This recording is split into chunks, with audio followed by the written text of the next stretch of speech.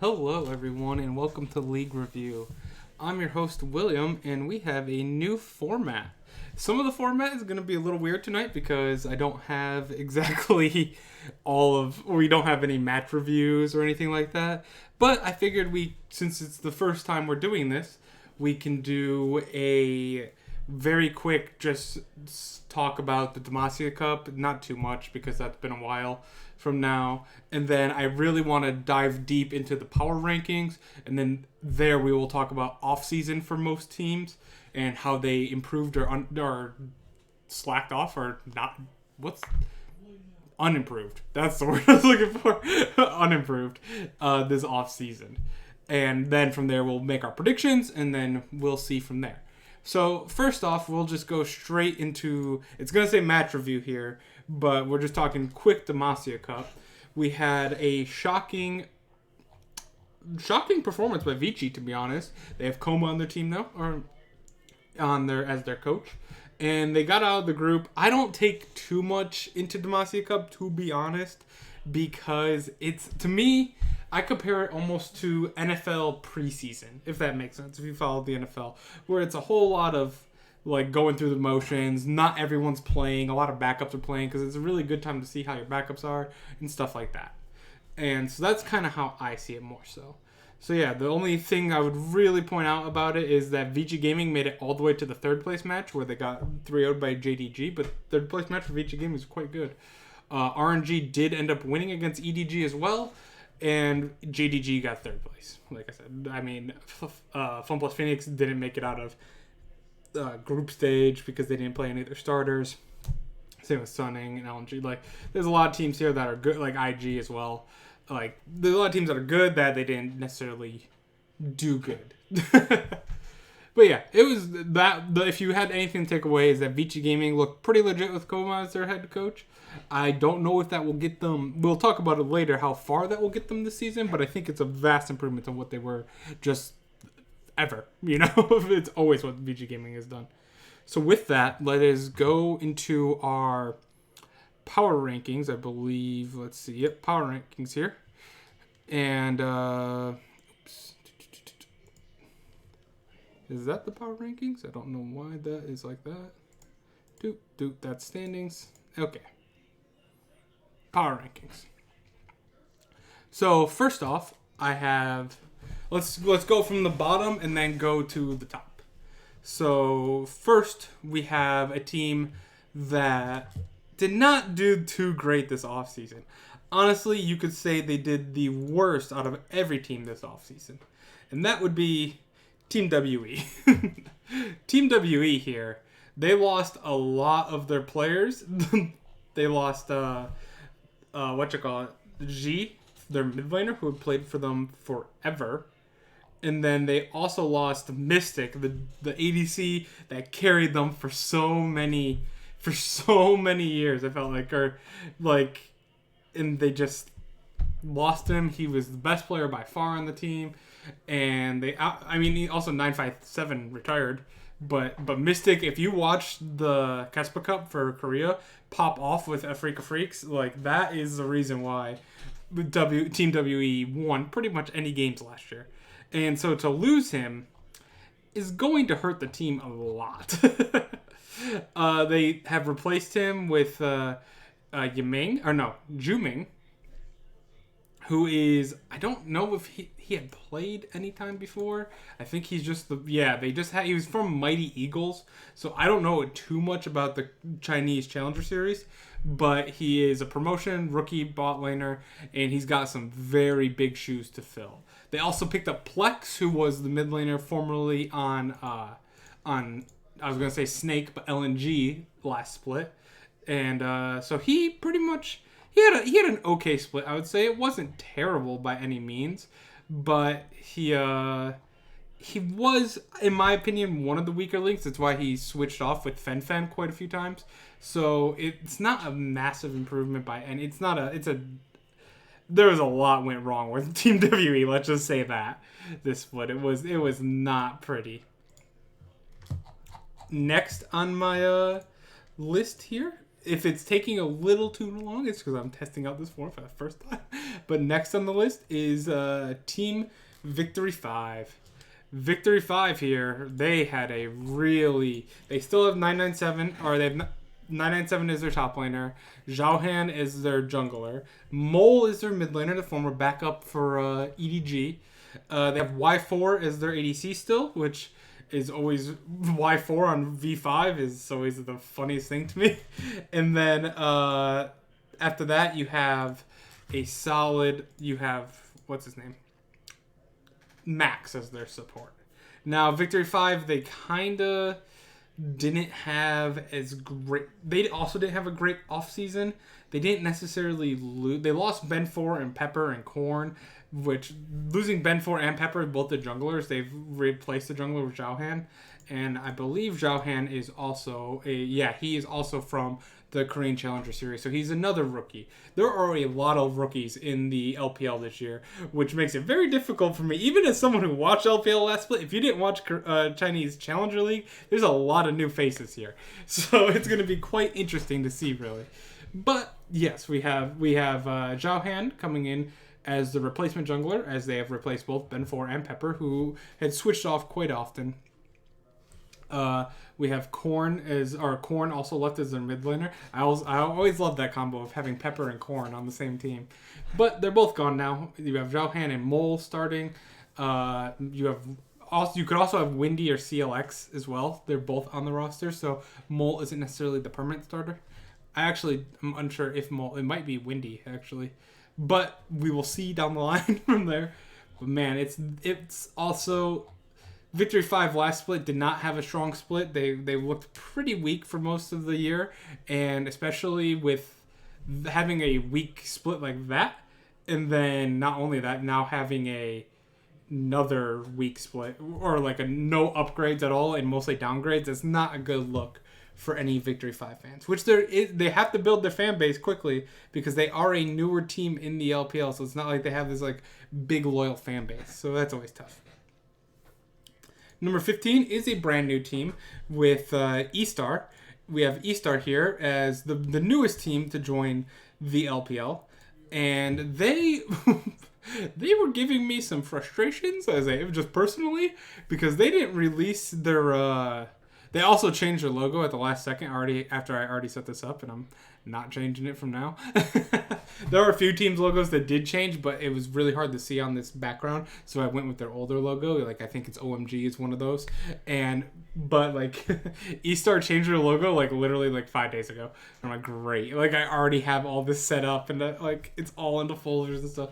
But anyway, they also didn't release the roster until like 5 days ago. Like, we just found out on the 6th. So yeah, 6 days ago. We found out on the 6th every single one of their players except for Wink. They did have Wink confirmed as their ADC for the season, but outside of that, nothing at all. We had CJJ in the top lane and Zhao Bei also in the top lane. We have Wei as the jungler. You have Cryan and Rat, or Cryan as your mid laner, Rat as your backup bot laner, and then Alu and Xiaoxi. If you guys watched the LMS podcast last split, Xiaoxi is the former support of Flash Wolves. He was on the weaker end. To be fair, he was on the weaker end for Flash Wolves. I would definitely say he was the weak link along with the jungle. But Xiaoxi is now in the LPL, and I'm looking forward to see how he performs here. Maybe he can step it up a bit from his disappointing performance in Summer Split. But yeah, so that's really the only name I recognize Wink as the backup because he played in Spring Split last year for RNG. But outside of that, the only one that I recognize on this is Xiaoxi.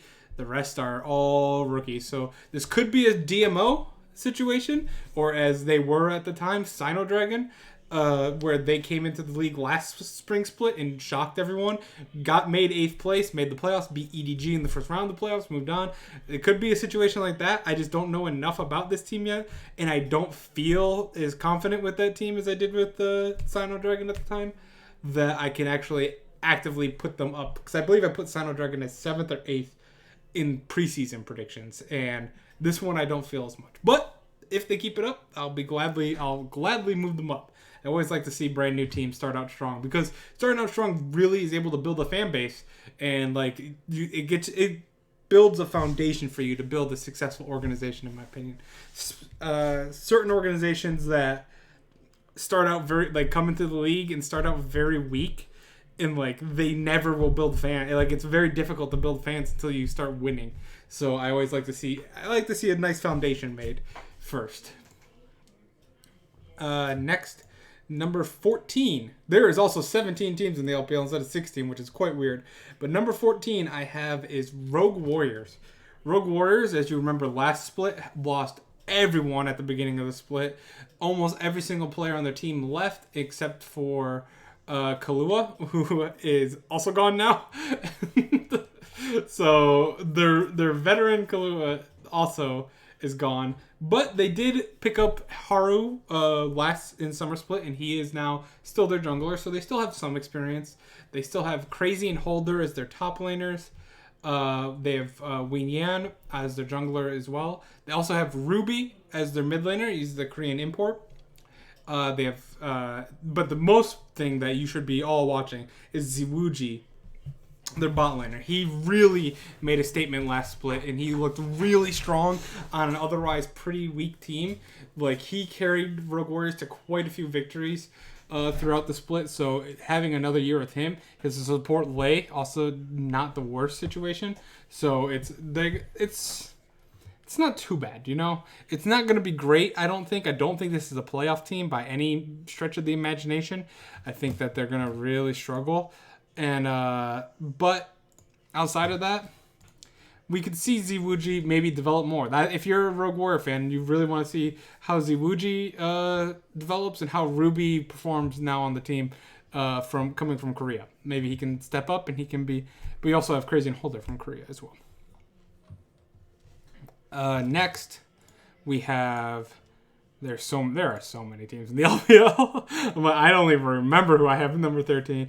But here it is. We have LGD as our number 13. Also known as the Los Angeles Clippers with their new logo. LGD have a change in logo and a little bit of change in team. They didn't make too many drastic moves. They have Colt and Lies as their top laners. I think that always sounds really funny to me. They have top laner Colt and top laner Lies. It's always weird. They have their jungler is Peanut from former Gen G and former SKT jungler. This is a lot less exciting of a move as you would normally expect. Like, before you'd be like, man, they got Peanut on LGG. That's huge. But Peanut has not been good he was not good on Gen G at all for like the last 2 years. Like, it's been quite a struggle over the last 2 years for Peanut, and this move, while it could end up flashy if Peanut maybe returns to form from a few years ago, but other than that, I don't think he has a necessarily strong team around him for that, so it's going to be a little tough in that scenario as well. Mid laners are Yuki and Fen. I think that's a average to below average mid lane. That's a mid lane of a 13th ranked team. It's like it's decent, but it's not gonna get you dominance, if that makes sense. You have Kramer in the bot lane, which is very strong, and you have Kahlua. You brought Kahlua over from Rogue Warriors. I think bot lane, if Peanut can regain his form and bot lane can perform like they did previously with Kramer just carrying LGD quite often, like, then I feel like we have a much more cohesive team here and a chance to maybe sneak in a bottom side of the playoffs type. However, I do expect Kramer and Kahlua to play pretty well. I don't see Peanut returning the form personally. And I think he's just going to be a below average jungler in the LPL. Because, again, LPL is the superior league. It's not Korea. It is China. China is, ever since the war changes, we've talked about this for the last year now. China is absolutely the superior league. The goal this year is to convince people about that. A lot of people still almost always put their mind, like, it's like, well, Korea does it, like, our Korea does this, it must be right. You just got to look at what the LPL is doing for right now, for sure. This is by far the best league. They have like 8 to 9 teams that would be fighting for first in any other league, and like, yeah, I think this league is amazing. It's crazy, chaotic, sometimes lack of macro and a little confusing, but it's fun to watch, and it's superior League of Legends. It doesn't look like it, but it's exactly how you're supposed to play the game now. So let's not talk about Superior League of Legends. Let's talk about the 12th place team, Vici Gaming. This is like a very high ranking for Vici Gaming on a preseason power rankings list. Vici Gaming usually is near 16th or 17th place every single year. But with that very high performance in at the Demacia Cup, I am pretty excited to watch this team. I was a big supporter of Vici Gaming, to be honest. Like last year, I never really picked them, but they always competed. What they did is they would always bring it to a game 3. That is Vici Gaming's like style. It's like they would always win either game 1 or game 2, and then they would completely bomb game 3. Like they were never close in game 3 for the most part. It would be always a terrible performance. So hopefully they can overcome that with Coma as their coach now. Maybe it was a mental thing, maybe it was a coaching thing, and maybe they can actually start getting some wins. Hopefully, for their organization's sake, because Vici Gaming is essentially the Jin Air of China. Thank God I don't have to watch Jin Air anymore. But your top laners are Cube and ZDZ. You have Ikes. Ikes is your jungler. Chieftain is the backup jungler. You got Forge in the mid lane, which is strong. The biggest pickup was iBoy from EDG. You picked up iBoy as your new bot laner, which you've lost Puff and Southwind, which were the best part of Vici Gaming last split. But picking up iBoy and Maestro, that's a good trade. Like you gave away potential, but you got some solid reliability there. And not necessarily that iBoy is like the most consistent, because if you watch iBoy, you know he does amazing or he does very bad. But he has quite a bit of those pop-off games. So after Vici Gaming, number 12, I can see this team possibly making the teams that I'm like pretty confident aren't going to make the playoffs. I mean, you never know, but the teams I'm most confident aren't going to make the playoffs are probably Team WE, Victory 5, E-Star, and Rogue Warriors. Teams that have I'd say a 20 to 25% chance is so far LGD, Vici Gaming, and I think I messed up. That is not supposed to be here. Let's see. DMO. Okay. Yeah, I messed up, but we're going to roll with it anyway. DMO is number 11, and it's kind of a little bit hard to see on this screen. I want to maybe change that to Sino Dragons thing, but they don't really have... There was no white background for this to make it easier to see. But yeah, I have DMO as number 11. I messed it up and I had it at number 10 there. But DMO, former Sino Dragon, my favorite team. One of my... If Idol is here, Idol knows that... Oof. It's always been a rough one for Sino Dragon last split, or Dominius last split. Sino Dragon came on the scene last year. In Spring Split, they had a phenomenal run, as we talked about earlier. Then they rebranded to Dominius Esports, and they did not have a good year last year. I believe it started the year 1-7 or so, and they won a few games, but they were never quite able to make up that terrible start. They are bringing back almost all of their players, though. You have Natural, who is formerly Ale. If you remember Ale from OMG, I didn't realize this until late last split that he was actually playing under the name Natural on Dominius Gaming last split. So Ale is a very raw talent. You can say he made his name on the scene pretty much in one of his first games. He went and solo killed the Shy 3 times in laning phase. So he has a lot of high potential on this guy, but he also has a lot. He is the example of the LPL. A lot of raw potential, a lot of good strength, but he makes a lot of mistakes. And he gets caught out overextending a lot, and just classic LPL situation there. So hopefully another year of experience and he can improve greatly, because he's got that potential to be an elite level top laner. Zhao Peng, I thought, was one of the best junglers in all of the LPL last split. He was such a good jungler. He is the one person as well that can make Nidalee jungle still work. His Nidalee jungle is disgusting, and Zhao Peng was by far one of the best performers on Dominions Gaming last split, probably the best performer, and I'm hoping to see even more growth from him as well. They have G from Team WE as their new mid laner. He, as we talked about earlier, that is their new mid laner, and they also have Zhao Wei, which if Zhao Wei sounds new, is because it is a new name. It's his name last split was Twilla. So Twilla was the mid laner last split for Dominions Gaming, but he has or Twyla. He has actually changed his name to Zhao Wei. But he will be the backup mid laner, while G will be the starting mid laner. Gala is coming back he was also at a pretty decent performance. I always like to see Gala's Kaisa a lot. Like almost all ADCs in the LPL, to be fair, are pretty solid performers. And so that was really exciting to see. So Gala is going to be their main ADC, and they've also brought back Mark, who is also another solid support. This team again they're a solid team. I had them at 11th because of how poor they performed last split, which was very disappointing. But the split before, they were competing. Like, they were down to the final 6 or final 5 teams in the league for the Spring Split Championship. Like, this team has a lot of upside and potential. I just want to see it come back. So I'm putting them as 11th actually I had them at 10th. I messed that up. But putting them as 11th was like the safe side to it. But like, hopefully, I'm hoping it gets better as a fan personally of it. I'm hoping they get back and can perform and be not necessarily a title contender, I don't think, but a playoff threat, let's say. Not just like an 8th or 7th seed. Let's say maybe 5th or 6th seed. Like a chance to win or maybe a chance to pull off an upset or two, but you're not really expecting them to win.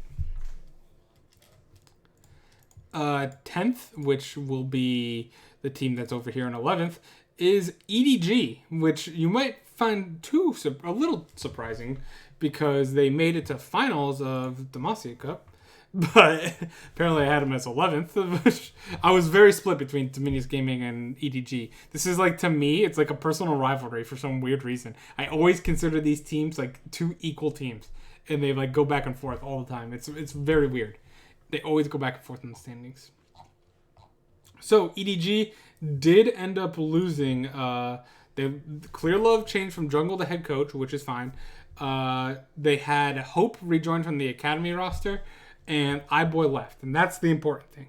I'm worried, even though they made it to the finals of the Demacia Cup, I'm worried about Hope and Mako performing consistently enough at the level iBoy performed.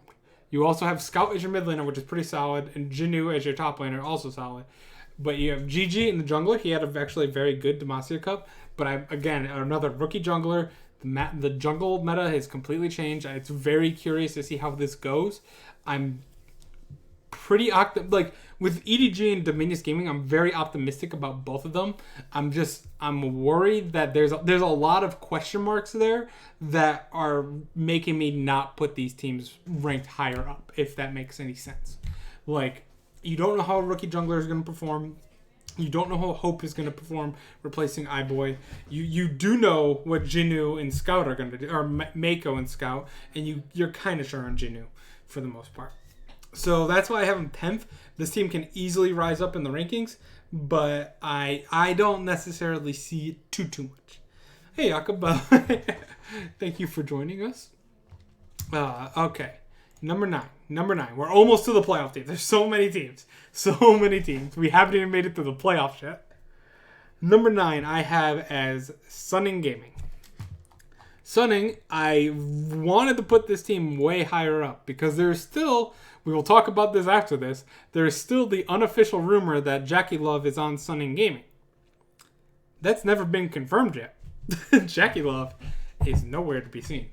Right now, we have Sunning Gaming as Bin in the top lane. They got SOFM from LNG, which is a very nice pickup. I love that pickup. SOFM was a very solid jungler on LNG last split, and one of the reasons why they actually rise so high into the playoffs and had such a good summer split. They got Angel in the mid lane. They did lose Maple. Maple had a pretty rough year, or summer split, I mean.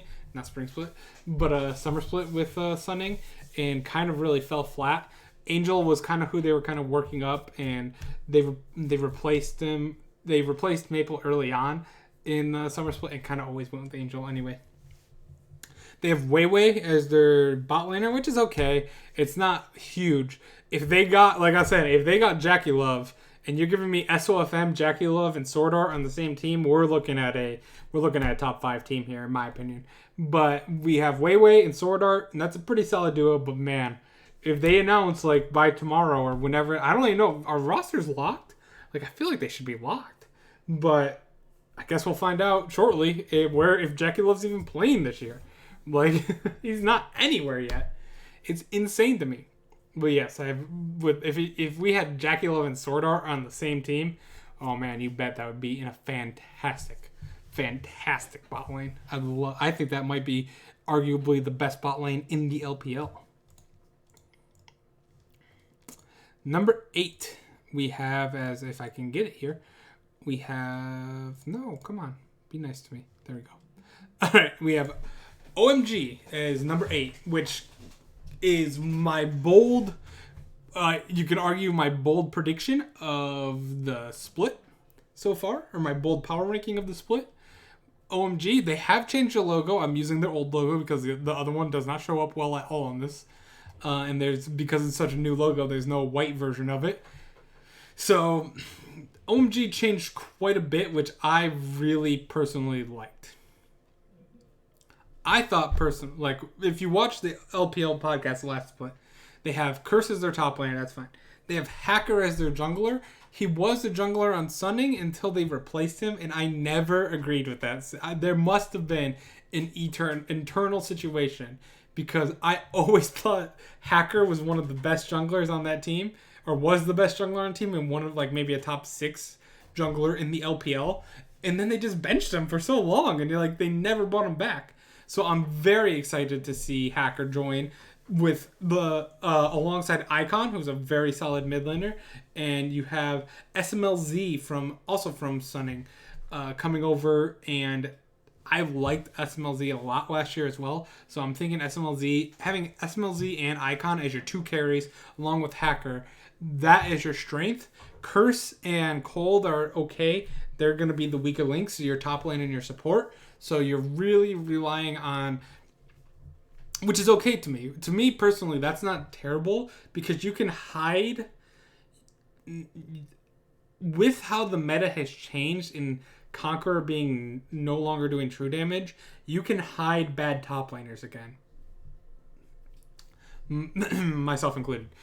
You can hide them on tanks. Tanks can be played again, which is something we haven't seen in almost an entire year. Like, tanks have been out of the meta for pretty much a year, outside of the stray Poppy or the stray Ornn. You had an Ornn or a Poppy every now and then, but that's it. Like, because they did damage. There were tanks that did a ton of damage. You might be able to see a few more Maokais potentially here. Maybe a Malphite every now and then. A Cho'Gath. Like, those champions could actually appear again. And if you can actually hide your top laners on those. And if that's your weakness, then at the same side, you can possibly get a Nautilus pick or like an Alistar, some type of tanky bot laner that can go in, and then you pair that up with SMLZ and Hacker. I think this team's going to be underrated. Like, I think they're going to be very underrated early, and I think they're going to shock some people with how good they are. Or I'm an idiot, and they're going to be a bottom tier team. Like, that's kind of how it goes, because it's like a mixture. I think a lot of people are giving them like below average offseason, or just like average at best. And I think it's pretty good. So that's my one difference from a lot of people. Like, I read a few people's power rankings coming in, and I agreed with a large majority of them, but there was a few of them like that I had quite different. Number 7 I have is JDG. JDG also had a very good Demacia Cup, finishing in 3rd place. So I have the 2nd and 3rd place finishers of the Demacia Cup in 7th and 10th place. That sounds weird? Yes. But again, that's like I said before, I consider Demacia Cup preseason. I don't actually consider it. It doesn't change my opinion too much. It might change a thing or two, like the Vici Gaming move, like looking that much better and winning clutch moments. That's a little bit different. I'll watch that and I'm like, okay, that's interesting to see. But like teams that are already kind of successful, I don't necessarily put too much into it necessarily. JDG is the team that had the Miracle Spring Split last year and then kind of struggled in Summer Split and kind of ruined a Billy Billy World trip by point situation. But they are returning. They have top laners still with Zoom. They have both the Dumpling brothers still with Zoom and Yagawa in the mid lane. They have their jungler is Kanavi, who, if you heard about Kanavi this offseason, there is a hell of a tale there with Kanavi, Griffin, and all that mess that is very complicated legal stuff and like abuse and, oof, man, that was the story. But Kanavi actually is re-signing with JDG, the team, and now he is actually their starter. They've now also brought in Loken, the ADC from Top Esports last split, who Idol owes me for saying that Loken is garbage, and I said, no, he's not that bad, actually. It's really his support that was his weakness in that bot lane, which was Ben, I thought. And I thought Loken was pretty solid, so I like this pickup quite a bit. And I think him going with Lemao, or Ledmao, I've never known how to say his name. Ever. It looks like Lemao, but you accidentally put a V in there somehow. But yeah, he is they used to be partnered together. So them rejoining, or Loken rejoining and being paired up with him again, there's already synergy there. I think this is a very solid lineup.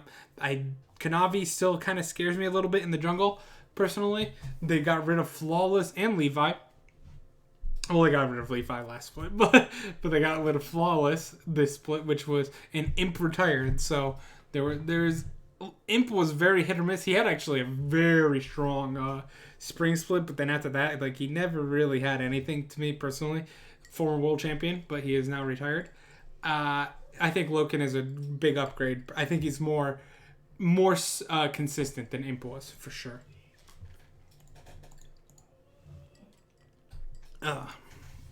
Next at number 6, we have LNG. You're like, man, LNG is pretty far up there for being a team that always disappoints. That is true. But LNG, to me, they have Flandre in the top lane, one of the best top laners in the LPL. Right up there with the very close to the Shy and Gimgoon. I think that he's a monster. He's just a beast, and yeah, honestly, he is kind of right up there with the Shy and Gimgoon. Like, he's very close, and you just haven't seen him at a world stage yet. But he stomps people in lane. He is quite gross to watch. So that will be fun. He's coming back. XX they've got from Top Esports. I think they did lose SOFM, which kind of hurts. But getting XX to replace him actually is a pretty solid, like, side grade. Think of it almost as like a Smithy and Brock's situation on Team Liquid. It's not necessarily an upgrade, and it could be a downgrade, but it's a good replacement, if that makes sense. It's a pretty solid replacement. Maple is their new mid laner, which I just have a soft spot in my heart here for wrong side of my chest. but if you're listening and not watching, good, because you didn't see that embarrassing moment.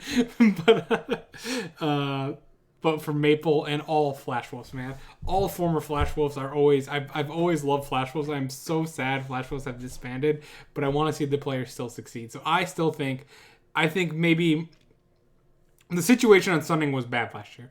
It was one of those super teams that were built to be a super team, and they failed. We had at least one in every single league. We had, in NA, we had 100 Thieves. In EU, we had Misfits. In Korea, we had, who was the Korean team?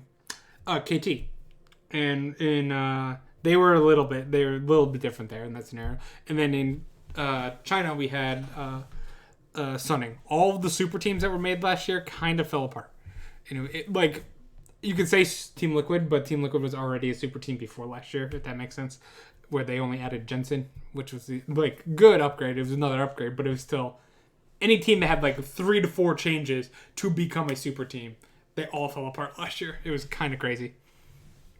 But yeah, now you have Maple in the mid lane, which I do like, and then you have Azora coming back as your ADC, and you have Duan and Iwandi as your supports.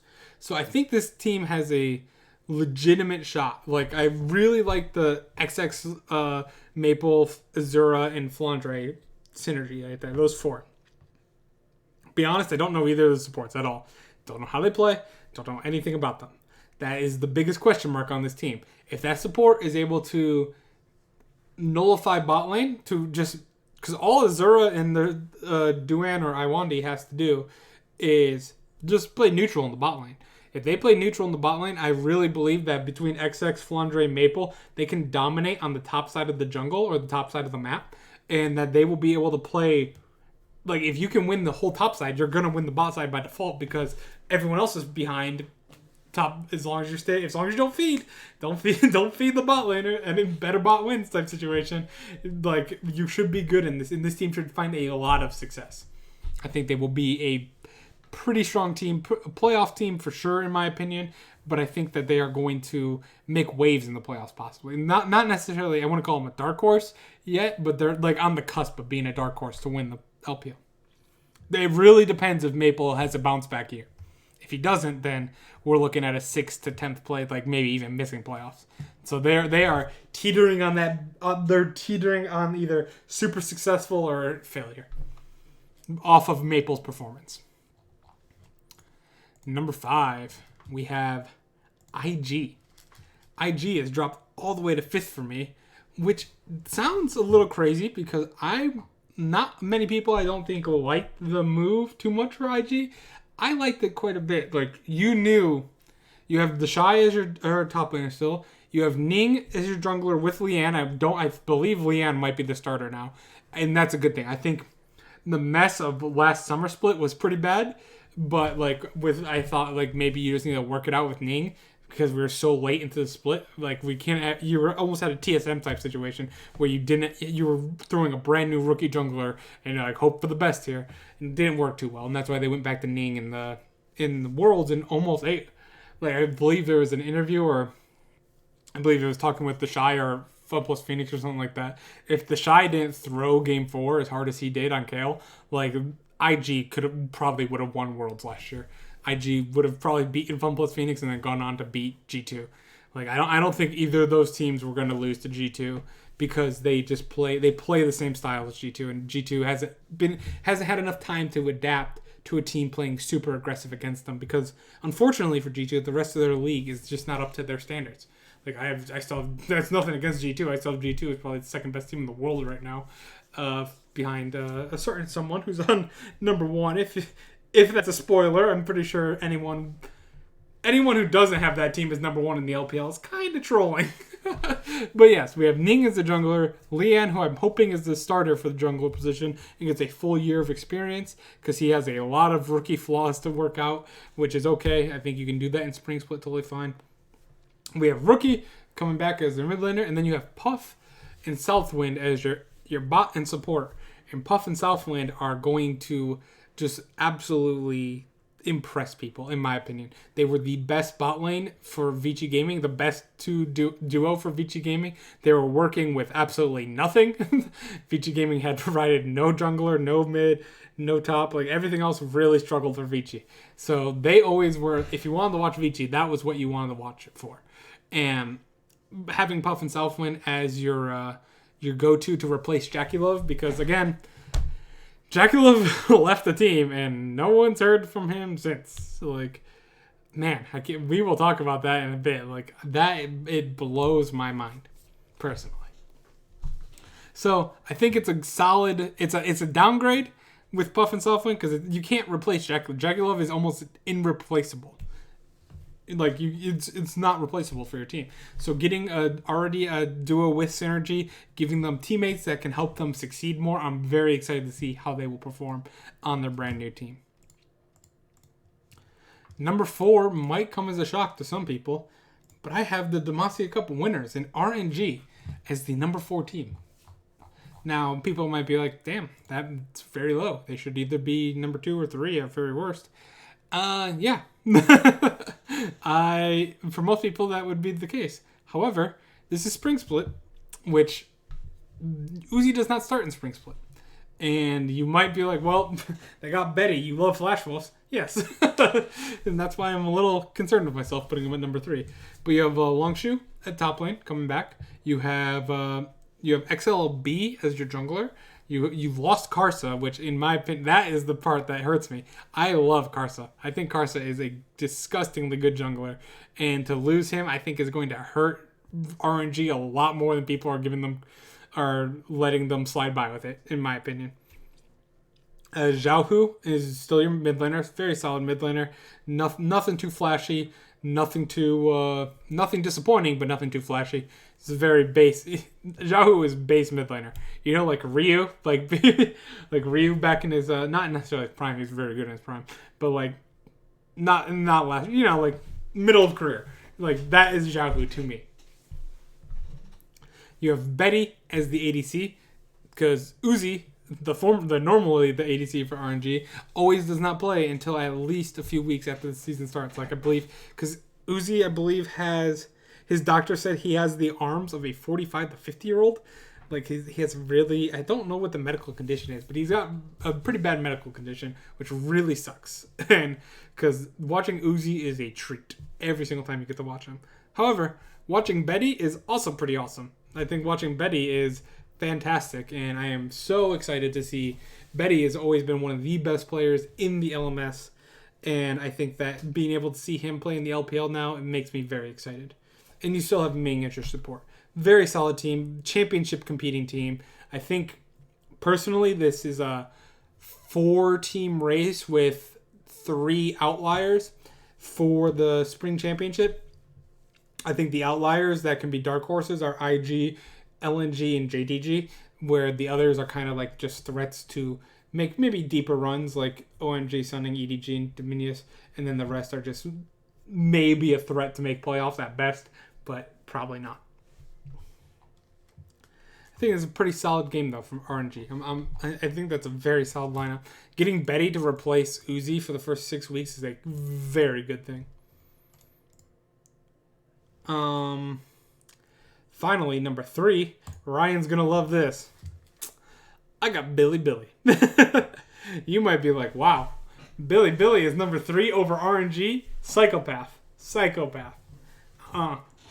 This team is going to absolutely stomp people, in my opinion. They have their top laner. They got Kingen as a top laner from Korea, but they also still have ADD, so that their top lane is still set. Always nice. The biggest change of the offseason that made Billy the number 3 team is Meteor changed his name to spell Meteor correctly. Meteor instead of Metoer is finally changed. It's infuriated me every single week, every single time watching him. but no, Meteor is a top 3 jungler in the LPL personally. Like he has destroyed everyone that he's played against for the most part, and he had such a good performance last play. I think Billy was phenomenal all the way around. They are a slower team compared to most LPL teams. They are very similar to RNG in that sense, but I think with tank meta coming back, RNG and Billy are going to dominate a lot more than people realize. I think that the bruisers are, in the craziness of the LPL, is still going to be there, but there is now an underlying tank meta that can turn around, and some of your fancy top laners like Flandre, the Shy, and stuff that don't really play tanks might be at a bigger disadvantage now than they were over the last year and a half, because tanks just didn't exist, so you didn't need a tank type player on your team. You never need to put them on tank duty for your team, because you could just put them on a bruiser. They tank as much as they heal so much because they're basically a tank themselves, and then they do a shit ton of damage like that. But in reality, joking aside, the biggest upgrade for them this split by far is Fofo.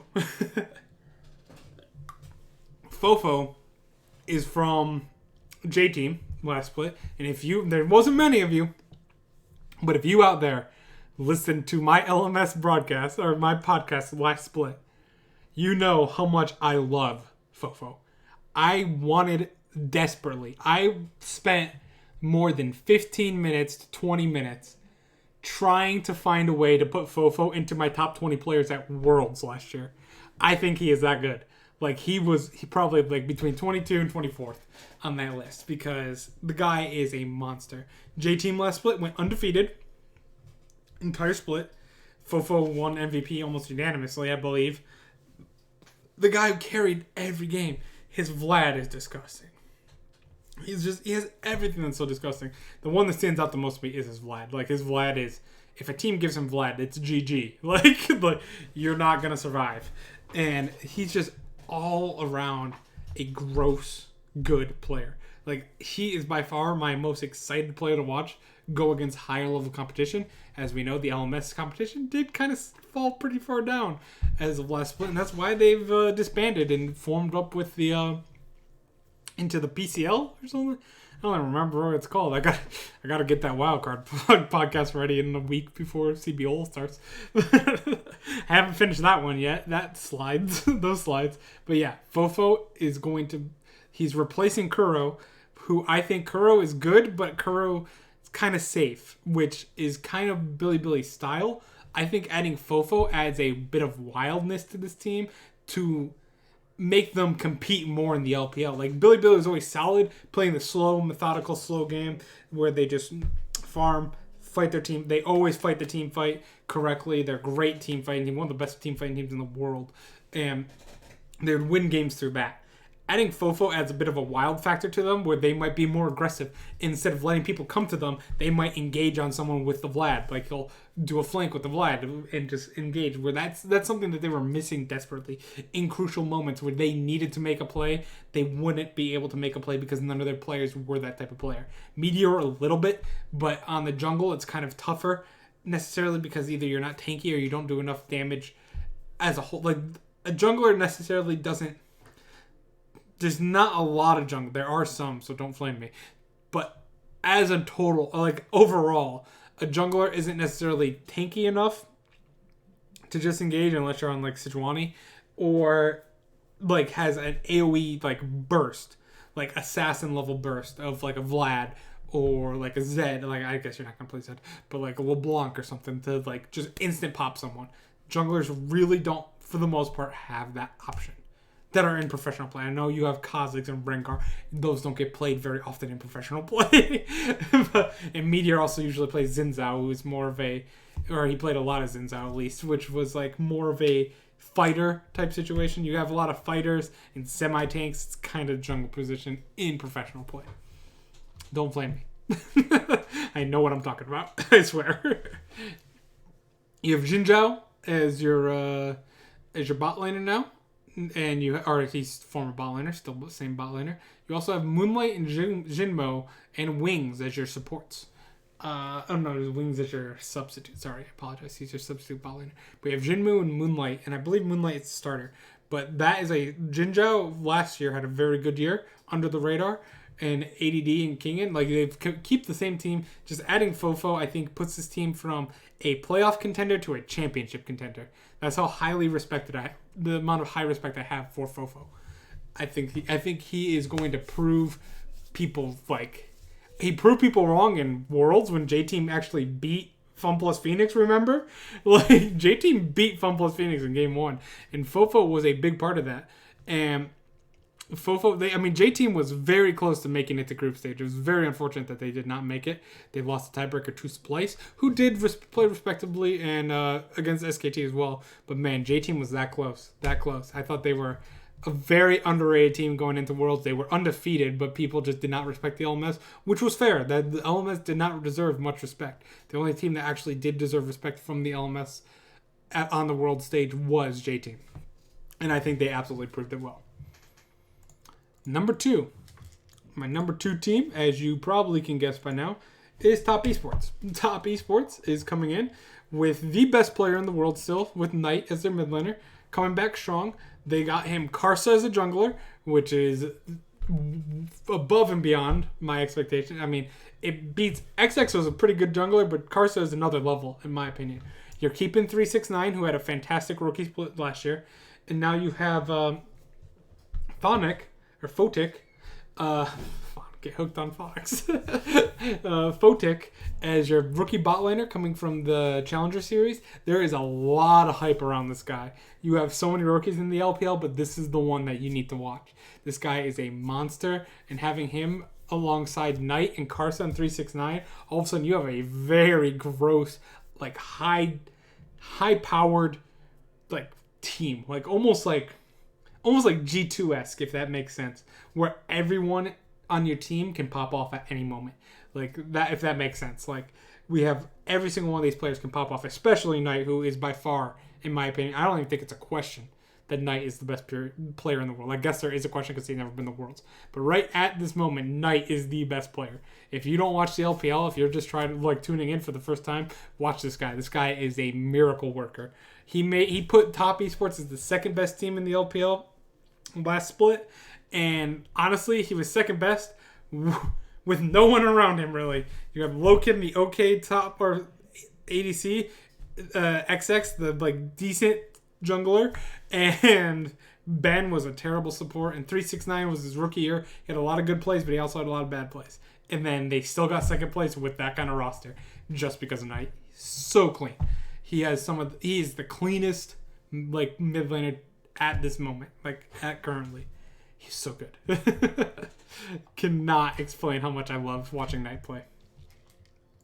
Expect this team with Karsa added, with if Photic has a great year, if 369 keeps it up, expect this team to be very competitive to go to MSI and win the LPL Spring Split. Number one, I think you kind of know. I think everyone has them. FunPlus Phoenix, the reigning world champions now. I don't want to say I never doubted them. Doubted them a little bit, but because I didn't put them in my pick'ems. But I should have never done that. I had going into Worlds, I had them going 11-0. I didn't think a team would get even close to winning a game off of them. And then I caster cursed that because they lost to J Team on the very first game they played. Because this man, LWX, is the freaking troll that he is. Man, if you've seen any of the off-season interviews of like discussing the championship from FunPlus Phoenix, they lay into LWX. Like that is a team. The biggest team synergy is how much they all hate LWX. Like this guy gets flamed by his entire team all the time. they all like collectively think he is the worst ADC in the entire world. Like, it's so sad. I love LW. I thought LWX was really, really good, and he performed. He didn't die. He's the only player in the history of Worlds to not die in a World Finals. Like that is insane. He they even when they talked about that, they're like, "Yeah, I'm convinced LWX didn't hit the Nexus fast enough, just so Gimgoon died once, because Gimgoon also was going to be one of the players to never die, but Gimgoon literally died like 2 seconds before Worlds ended. Like 2 seconds before they took the Nexus, Gimgoon died, and they blamed LWX for that, just so because he just wanted to be the only person to never die at Worlds. It's great. But yes, we have Gimgoon in the top lane. They've retained him. They have Khan in the top lane as well, which gives them quite a sword and shield combo. Gimgoon will play his Gangplank. He will play a tank, so I think he will have a good season this year. And Khan is different. Gimgoon doesn't require any resource. Like, Gimgoon requires negative resources. That's how much resources Gimgoon requires. He requires you to take resources away from him to succeed. And Khan requires a lot of resources. He's quite aggressive, always pushed up, kind of Huni-esque, a better Huni, per se, where he is always pushed up, always outperforming, but he needs that jungler backup to be able to make those outperforming plays and stuff like that. So it's a much different scenario from how FunPlus Phoenix played and how FunPlus Phoenix became the best team in the world all season last year. They've retained TN. Doinby's coming back for one more year after saying he was going to retire. LWX is coming back as their ADC no matter how much they want him gone. And Crisp is coming back as a support. The way that FunPlus Phoenix worked last year, it's very, very simple to the core. Tien, Doinby, Crisp roam everywhere together. Just absolute. They all take their spoons and they spoon feed LWX 1,000,000 kills.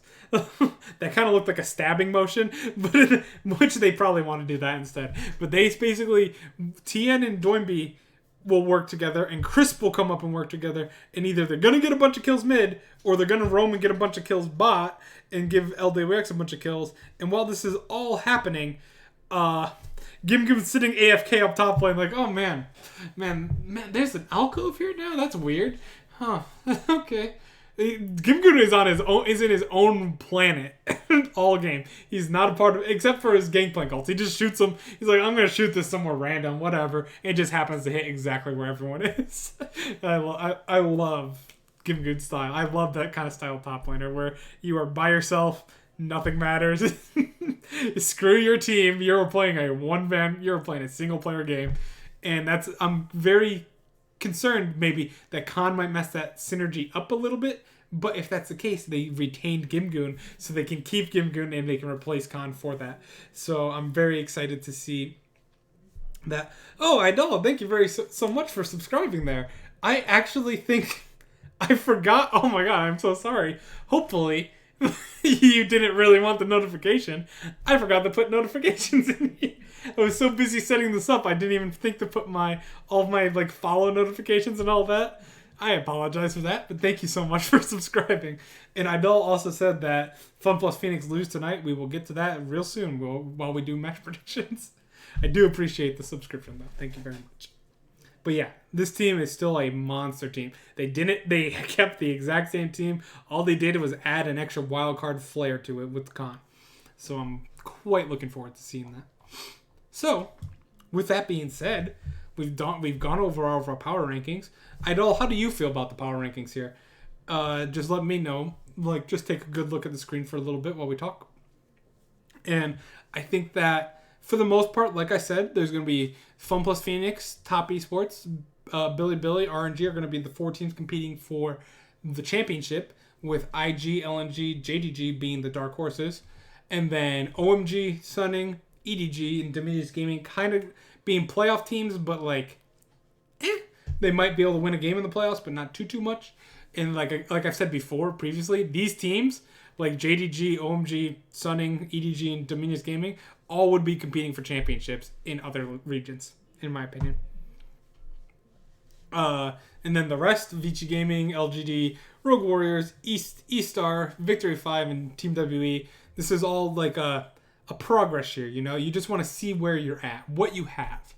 Like, there could be some good potential, and there is a lot of good potential in these rosters, but there's a lot of young, fresh faces that can make a lot of mistakes as well. So, with that, let's go to our current week predictions here. And these are all the games. I didn't feel like hiding them because that's a little too much work. But hopefully, the disclaimer, I just thought of this idea 3-4 hours ago, so this is a brand new thing that did not get tested. So hopefully it works. If not, then I apologize for sloppy editing or looking. Game number 1 on the LPL, we have IG versus Fun Plus Phoenix. Potential to be game of the split for all regions.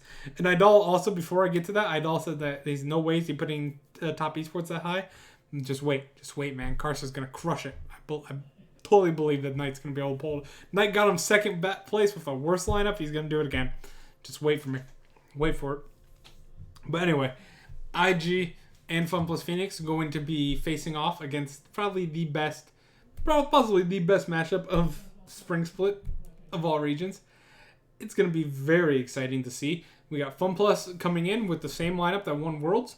We got IG, like we said, coming in with a different bot lane, but for that part, for the same solo laners and same jungler, or possibly jungler with either Ning or Lian. Was there last year, either one. But seeing how their new bot lane performs, I am actually going to agree with Idol. I am going to predict, even though I have Fun Plus Phoenix number 1, I am going to predict IG beating Fun Plus Phoenix. Like, I legitimately think Fun Plus Phoenix is going to have a championship hangover. I think Puff and Salvin are going to come out with something to prove that they are, because Khan is starting tonight. That is good to know. But either way, I was going to pick it if it was Khan or Gimgoon. I think that they're going to come in with a bit of a championship hangover. I think that the Shy versus Khan is going to be a wild matchup, and the Shy can match Khan in his craziness. I think that LWX is going to be a little lackadaisical, and just as a team, they're going to be a little slow, I think, personally. Where I think that Puff and Southwind are actually going to be able to beat LWX and Crisp tonight, because they're coming in with a lot of proof. They want to prove to the IG fans that forget about JackeyLove.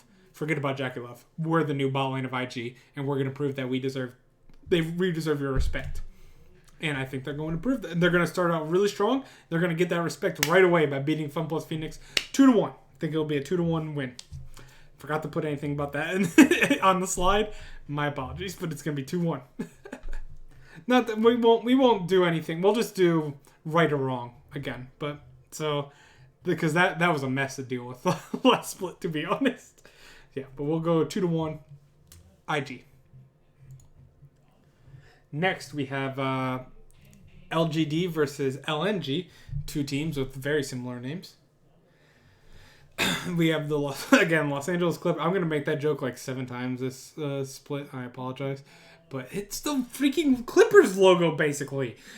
Like, that's all it is. It's so weird. Maybe it'll grow on me, but I kind of like the LGD logo before. LNG, I do like their new logo from former Snake. I do like this. I talked about LNG. I really think LNG is going to perform much better than people expect. I think that this is a possible dark horse team. So I clearly do think they are going to come out strong and take down LGD in game number 1 of the season. Ooh, that got close. You can still see a little bit of red there. Behind the curtains trick, there is a logo that just a grayscale logo of every one of these teams right under it. Unfortunately, that one is slightly off, it looks like. But yeah, that's what I was working on like 3 hours before the podcast. Next, we have E-Star versus Rogue Warriors. This is going to be not tonight's game, but tomorrow's. This is not the most exciting game, but it could be a good starting point for E-Star. Like, this is not the strongest team to go against right away. However, I think this is also a good starting point for Rogue Warriors. Like, both teams are so young and, like, inexperienced that they really need this game. Like, this is a very good starting game. So I think that, with that being said, I'm going to slightly side on the Rogue Warrior side for this one, because you have Haru in the jungle with more experience, and you have an extra year for Ziwuji. And I think Ziwuji's really going to be the main. Every time Wink has played in the LPL, he's kind of struggled a bit, and it could just be nerves or like just because he's been a rookie. And he's only played a few times, but he kind of struggled on a team like RNG. Now he doesn't have the resources. Like, he doesn't have Mako as a support. He doesn't have Zhao as his mid laner. It's going to be even tougher. And having Ziwuji as your lane opponent, Ziwuji is going to be a very good team, or a very good ADC someday. He already is, but like, he's going to be like a household name someday, in my opinion. So I really think he's going to take advantage of Wink's kind of stage nerves. You think that's what Idol thinks that E-Star is going to be the new Jin Air. It's possible. I don't want to say so because there's a lot of. I never want to put. There will never be another Jin Air, Idol. There will never be another Jin Air. But yeah, E-Star. There's potential that happens, but I want to put more faith in rookies than that. I'm an optimist. I'm very rarely an optimist, but I'm an optimist about them. So with that though, I got to. It's not working. There we go. E-Star is grayed out because I have picked Rogue Warriors. Maybe. There it goes. Yeah. Again, we're like in beta, by the way. This podcast is in beta. Let me know as well. I should have probably mentioned this at the beginning. Let me know what you like and don't like about the new format and stuff like that, because I am still willing to change things. if I agree with your criticism, and if not, then screw you. No. I still think there's a lot to do. There's still a lot more ideas I have. I just don't have the artistic skill or the time necessarily. But there's still a lot more ideas on the way. But I felt like I needed to just get a good base. And I think we succeeded in at least getting a good base to make it a little more fancy to watch instead of just watching a spreadsheet the whole time. Next, we have JDG versus OMG. JDG is going to be a monster of a team, but I think OMG is going to be a pretty tough team as well. I think I have JDG as the 7th team and OMG as the 8th team. I think this is going to be a very equal matchup. Let me pull up real quick so I have my notes here. I think that JDG with Zoom and Yagao is going to be very tough for OMG to keep up with. I think the biggest issue for me is Curse against Zoom. I think Zoom might be able to take a little bit too much advantage of that. I think Yagao and Icon are pretty similar. They're going to stay the same. And SMLZ on Cold. SMLZ and Cold versus Loken and Lamau. I gotta go with JDG, unfortunately. The spreadsheet gave you more info. What do you mean by that? I know it's giving me the same info as before. So yeah, I gotta go JDG.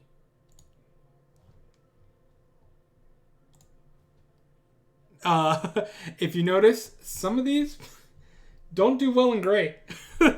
I know I kind of had a panic situation where I realized that OMG and it's like OMG, IG, and EDG do not look good in gray. They look the exact same situation.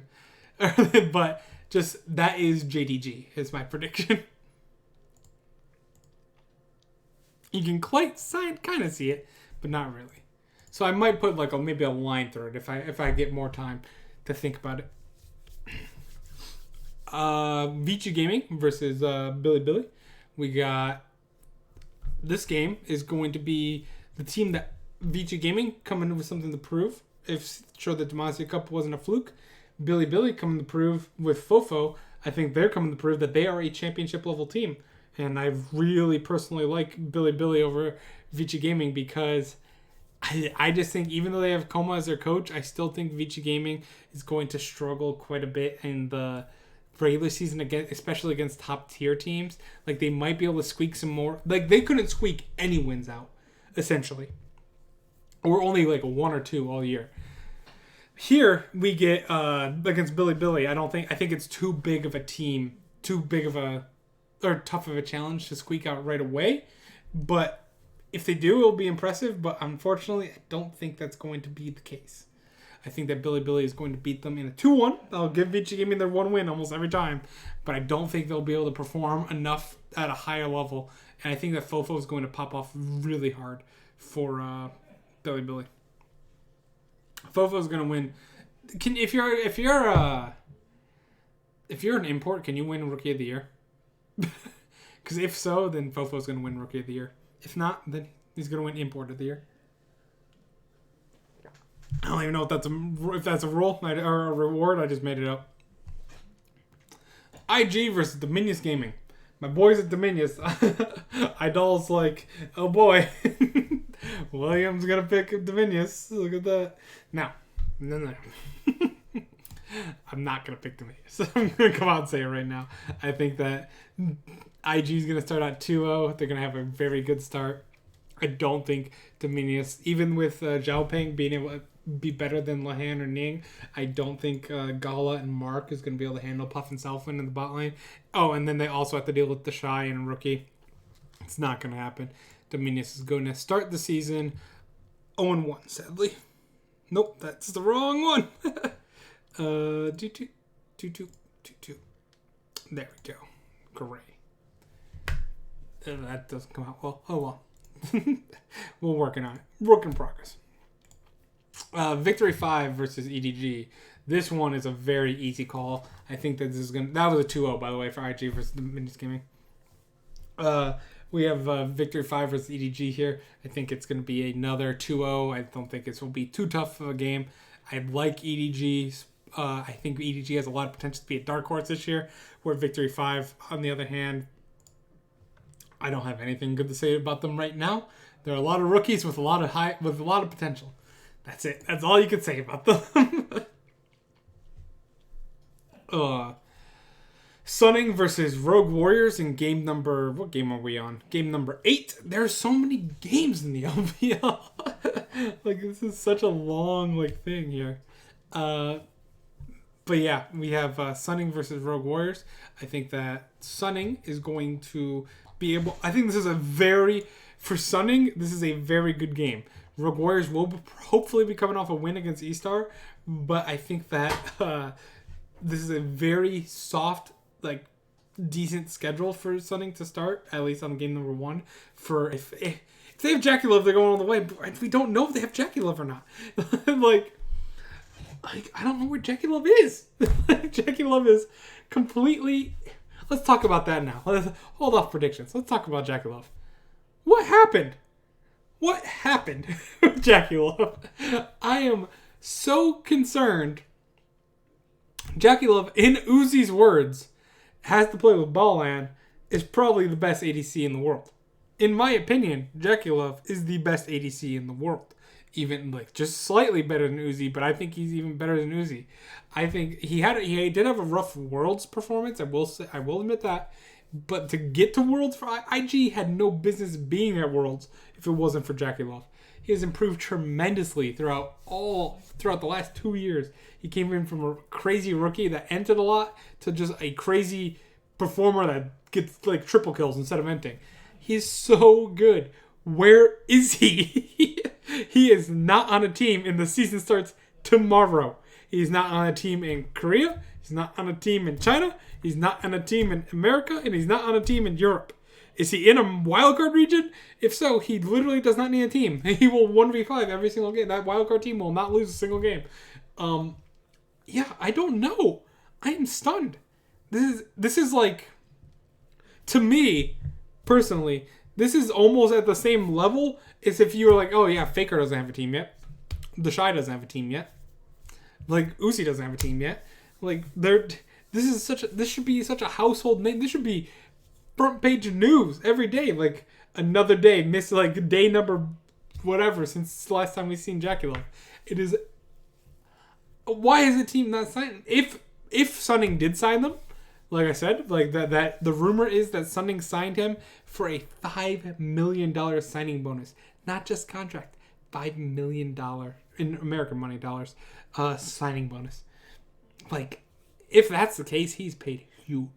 Or that rumor could have potentially hurt him, and he's not signed with Sunning, but people assume that he's asking for $5 million on the signing bonus, and probably $10 million a year or something. I have no idea. I have no idea what the salary would be, but way more than anyone else ever made in their life playing League of Legends. Something had to happen. No one knows. What in the world happened? It is crazy. It blows my mind. You have literally one of probably a, dare I say, top 5 player in the world sitting out there without a team. Insane.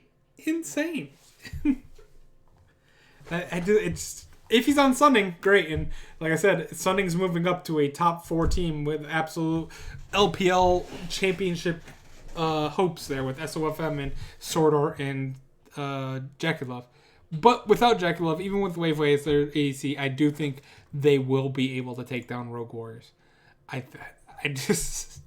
can't believe that, man. It's crazy. I don't think something bad might happen to them. I don't know. Maybe there was a falling out. Maybe it's an insider thing. I have no idea. We don't have any information. Oh, next, we don't even need to talk about this one. Let's be real here. Fun plus Phoenix versus E-Star is going to be a 2-0. Very easy. No questions asked. If it's not, then Fun plus Phoenix because because I really do think FPX is going to lose to IG tonight. But if E-Star beats FunPlus Phoenix with Khan, I want Khan bench for the rest of the split. And just go back to Gimgoon. Just go back to Gimgoon at that point. Don't do it. No. Fix the form. Put the formula back together, and we're all good. That will be bad. That would be really, really bad for Khan. LNG versus Top. I think this game is actually going to be a very close game. This is so far out of all these games, probably the second closest game we'll have between teams. I think that the first one's obviously going to be IG versus FunPlus Phoenix tonight. LNG versus Top Esports will be the second closest game of not of the week though, because we have one coming up. But I think that Top Esports though will actually take it over LNG. I think LNG. I don't think they're quite there yet. I worry that Knight will be able to run over them over Maple. I don't know if Maple. That's a tough call for Maple, having to struggle, trying to recover from a struggling year. His second game he has to play is against Knight. Come on now, that's not good. That's not fair. So hopefully they succeed for themselves, for Maple's sake. But I don't see Maple being able to outperform Knight, and I think the bot lane of Azura and Duan will be weaker against Top Esports. Flandre will do great, though, I think, against 369. I think that's going to be a good matchup. That's a fun matchup to watch. And then XX versus... you do have the possibility... I'm going to make it a 2-1 because you have the possibility of XX trying to take revenge on Top Esports. Like, XX knows the way they play because he was the jungler for them. He called those shots, etc. there, and so that you still have that potential right there. But outside of that, I don't think... I wouldn't give that enough credit for to make it a 2-1 for LNG, but I think it's going to be a 2-1 for Top Esports, and it's going to be a close series for sure. Oh, let's go. JDG versus Team WE. I think we talked about it. Team WE is going to be by far the worst team in the LPL, in my opinion. I don't even think it's going to be remotely close. So Team WE, you have been taken out by JTG for sure. 0-1 start, no questions. Billy versus RNG. This could be game of the week as well. Idol said, "I know you love Karsa." Dude, I love all I talked about this earlier. I love all of the Flash Wolves, man. All former Flash Wolves have a spot in my heart. It's just the way it is. I'm telling you. I think Betty's going to perform great on RNG. I want to believe Maple can recover. I love Karsa. I want to see Xiaoxi perform well on Team WE. And I want to see... just like everyone... Like all the Flash Wolves are over except for Hanabi, who's the heck? Hanabi's on the... It's in the same league as what the LMS is now, but I forgot the team he's on. He's on a different team now. I saw. But I'm telling you, listen, Idol, I'm not a 66% picker when it comes to... no, don't. If you're going to say... I'm going to say this before the season starts. Don't you say 66% if that's what you're going to say. It's amazing that we're thinking the same thing. LPL, I'm 73, 75%. I'm right almost 3 out of every 4 games. I know this league. I know this league very well. Take that clip out of context at the end of the split when I'm barely above 500. Team WE will make spring playoffs? Oh my god, I'm taking that. I am taking that, Idol. That is the boldest prediction I have ever seen in my entire life. That is. Woo. How? You think they don't have Mystic? He's gone. There's no way. I'd love to see that. I hope that happens, Idol. I hope you're right. Hey, Brock got Sneaky retiring, right? Or I guess Sneaky didn't retire yet. But close enough. We'll give him. He got it close enough. So we'll see if you're correct on that. I will hold you to that one. I'm going to actually take a screenshot of that comment here and save it to my computer. Idol's prediction. All right, let's talk RNG versus Billy. I think that it's going to be very interesting to me. I think that this is going to be an insanely close match. I personally, I love Betty. You did call Sneaky retiring? I think that, I already have the pick, so I'm trying to argue the pick. The reasoning of this pick. I have Billy winning 2-1 against RNG. The reason being, I think Meteor is going to be able to handle the rookie jungler on RNG quite hard. I think that is going to be the biggest weak point for RNG. I think that Xiaohu against Fofo is a great matchup, and I think Xiaohu is not aggressive enough. I think Fofo can catch him off guard, and Xiaohu will fall behind, but not too much, because Xiaohu never falls behind too much. And then you have Longshu in the top, and you have ADD and Kingen. I think that goes to RNG. So it's really going to come down to how Betty performs against Jinzhou and Jinmo. I really think it's going to come down to that, which I don't think... I feel like ADC support synergy is so crucial. You know what I mean? It's so crucial in week 1. Betty's not going to have that support with Mako yet. Or Ming, not Mako, sorry. Ming. He's not going to have the support with Ming yet. 2-0 RNG.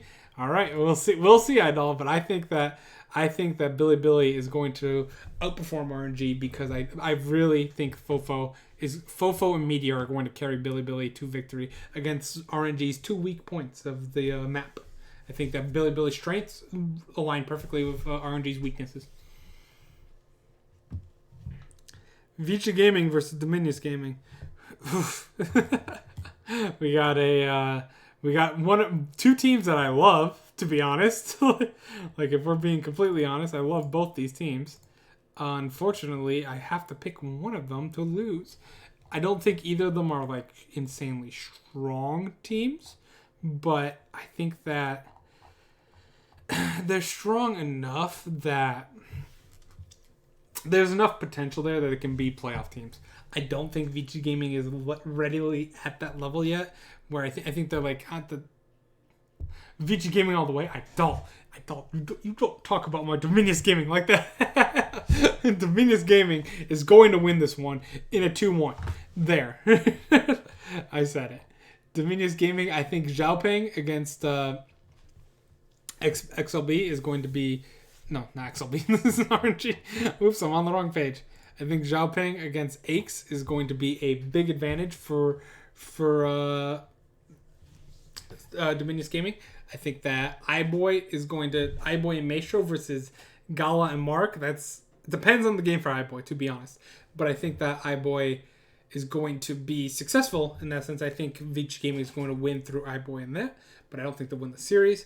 I think that top lane I just think Xiaopeng and G will be enough. Jungle and mid synergy. I've learned this from my solo queue. Jungle and mid synergy wins games. I'm 1-12 in rank to start this year. It's been very brutal. And my jungle and mids, I've played bad in 25% ish of them. But man, jungle and mid are under a 0.5 KDA for me. It is shocking. Your first week will be under 66%? No. This is why you're not here. I don't. I love it. But VG Gaming is going to be 0-2 to start. 2 wins, 4 losses. They're going to go to game 3 both times and lose, but they're going to get there. They're going to get there. What would under 66% be for the first week, by the way? There are how many games? 14 times 0.66 is 9. So I have to go 9-5. As long as I go 9-5, I will be 66%. So technically not. Technically, 9 divided by 14 is a 64%. So I guess I got to go 10-4. I can't do math. I'm accountant, No math here. Finally, last game of the split. Or of the week. It's a long split, Long split. Last game of the week. And by the way, these are the only games that the LPL will play for the next 3 weeks. So this is going to be it's almost like it's not even a telling sign of how the season's going to start, because now the teams are going to have 3 weeks of vacation / practice to work on it. If things went wrong this week, if FunPlus Phoenix loses to IG, or if Vici Gaming goes 0-2, they have a lot to work on during this off time for Chinese New Year. So we'll get to see. Top Esports versus EDG though. Top Esports is gonna beat Idol's favorite team of EDG, and they're gonna beat them 2-0. No, it's gonna be 2-1. I just want to insult Idol now. I missed it. Idol's been giving me shit all the time. I missed that part of not doing podcasts recently. Jino in top lane. I don't think he'll be able to handle 369 too much. I think Gigi I think Karsa's gonna wreck Gigi, and I know your hatred towards Karsa. You have some type of hatred there, but I think that he's gonna outperform Gigi. And then the issue here, the biggest issue why I cannot pick EDG over Top Esports is because Scout is usually, if Scout pops off, it's going to be a win for EDG 9 times out of 10. Scout is their best player. Amazing mid laner. He's going against Knight. He's not going to pop off against Knight. There's no way he can pop off against Knight for the most part. Maybe like 1 game split. Oh, it's going to be a very fun split. I know. We're going to be at each other's throats the entire time. Plus, I'm just excited for Professional League to be back, honestly. And especially because we redid a bunch of stuff. I'm actually really excited having a new format. I even have a new thumbnail thing for YouTube that I'm excited to show. And yeah, I'm just looking forward to the whole split in general for all the leagues. Except NA, because Team Liquid apparently is going to have Pobelter as their jungler. Why don't I just marry Knight? Listen, man. You've seen Knight. Tell me who's better in the world than Knight. Come on. Come on. It's Knight. I have a love for Knight, the Shy, Karsa, Doinby, Gimgoon, Tian, Chris. There's so many Chinese players that I just love. The issue is I play, even though I play tanks and stuff, I always play team fight style and always want to fight aggressively. I always want to play very aggressive with tanks.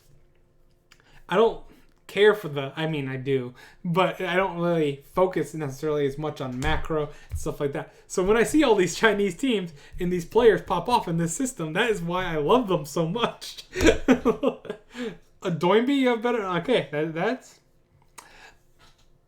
not to sound like LS, but I disagree. But I think that Doinby's very, very, very good. I think he is gross and he works perfect in the system he's in. I think he is a top 3 mid laner in the world, maybe. I wouldn't put him worst mid laner at Worlds, but top 2, top 3 in the world, I'd say for Doinby. He's just disgusting in champ pool, but I think it's a clump of Doinby, Tien, and Crisp all working together. That's what makes Fun Plus Phoenix truly special. So yeah, with that though, I gotta put EDG as gray, but you'll notice here, oops, it's frozen, maybe. It's not gonna change much. It changed a little bit. It's better than OMG personally, but it's not much better. You can at least that one. If you look over here to this, you can see there is a difference. But EDG, IG, and OMG are very difficult to see the gray in them. But yeah, I think that will be the predictions for this week's podcast, and we're pretty good on time. I think one of my resolutions or improvements to the podcast, I want to be consistently between 45 minutes and an hour 30 minutes at most for podcasts. Usually probably an hour to an hour 35 minutes or an hour 30 minutes, and we're about an hour 27 at the predictions. So yeah, that's gonna be everything, I think. Oh, I don't have it. I messed up, guys. I completely forgot about this. Here. We'll do a meme. I could do it real quick. Eyes on. This is our players to watch out for. Players to watch out for. Here we go, real quick. They obviously don't have a KDA or anything like that yet, but the player that we need to watch out for, JackeyLove. Where are you? Is everything okay? Is it all gone? Please come back to the LPL or just come back to League. I don't know where you are. That's our eyes are on trying to find JackeyLove. Oh, man. In reality here, I'll do a reality one as well instead of just a meme. I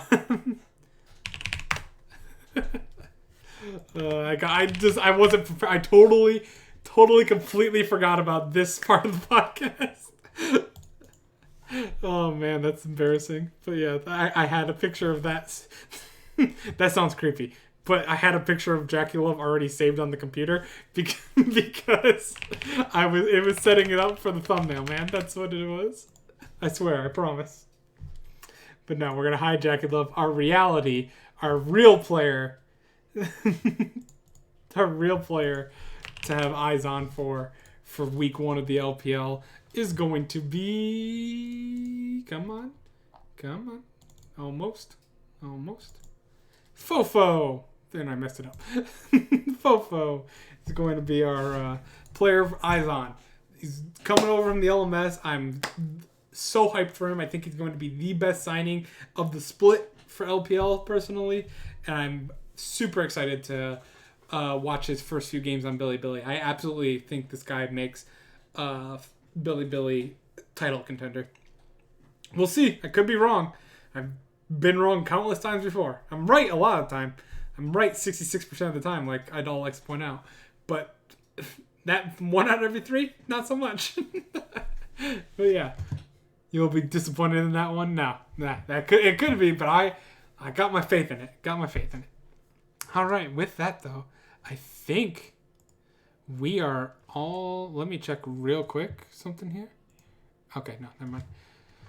I just saw I had 5 Discord messages. I'm like, oh, is something wrong with the podcast right now that Idol's not telling me? But no, they were unrelated. But I think that is it for the podcast today. Well, thank you for watching. Again, please let me know if you have any constructive criticism or anything. Team WE is not going to the playoffs like Idol thinks. Idol is a psychopath. But yeah, let me know. I will update the spreadsheet behind it in behind the scenes. So, and I might put a slide at the end here for Idol so he can see the spreadsheet. But just to give a brief taste, even though I know we're supposed to be ending, this is kind of like what we have. So there's still a lot of information Idol. We're gonna have a recap. This is just a basic screen where we're gonna have the last week's picks there, where we talk about it. We're gonna have our prediction overview here, our match review here, our player of the week here, LPL standings here, power rankings, the big award, that's something we came out for. Player of the week is the big award. The Boomer Award is the player that struggled the most this week.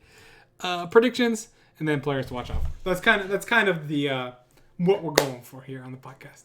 But if there's any questions or if you have anything else to add, Idol, I think that's going to be it for tonight. So thank you guys so much for watching. It's supposed to be an hour 30. I got to hour 32. That's close enough. But thank you guys for watching, and we will see you next week. There will not be another podcast this week because there are no other leagues starting this week. LPL is the only one. Next week, though, we're going to have the LPL podcast to recap this one, and then we won't make any predictions because there is no more games. And then we're going to have an LCS or LCK. No, we won't have LCK. But LCK will be on Mondays. LCS will be on Tuesdays now because of Monday Night League, and Ryan, who will be on most of the podcasts, he won't be on the first one, but he'll be on most of the podcasts. It can only do Tuesdays now. So we moved LCS to Tuesday. I am going to so troll you. That's all Idol's going to do. All split. But yeah, so it'll be LPL on Sunday, LCK on Monday, LCS on Tuesday, LEC on Wednesday, and then wildcards on Thursday. There will be no Friday podcast, thank God, because I missed half of them last split because I'm usually busy on Fridays. Like I'm either doing something with family or doing something with friends on a Friday, and I just don't have the time to do a podcast. But yeah, that will be it. Thank you guys for watching. Idol is a troll, and do not listen to any of his opinions. Good night.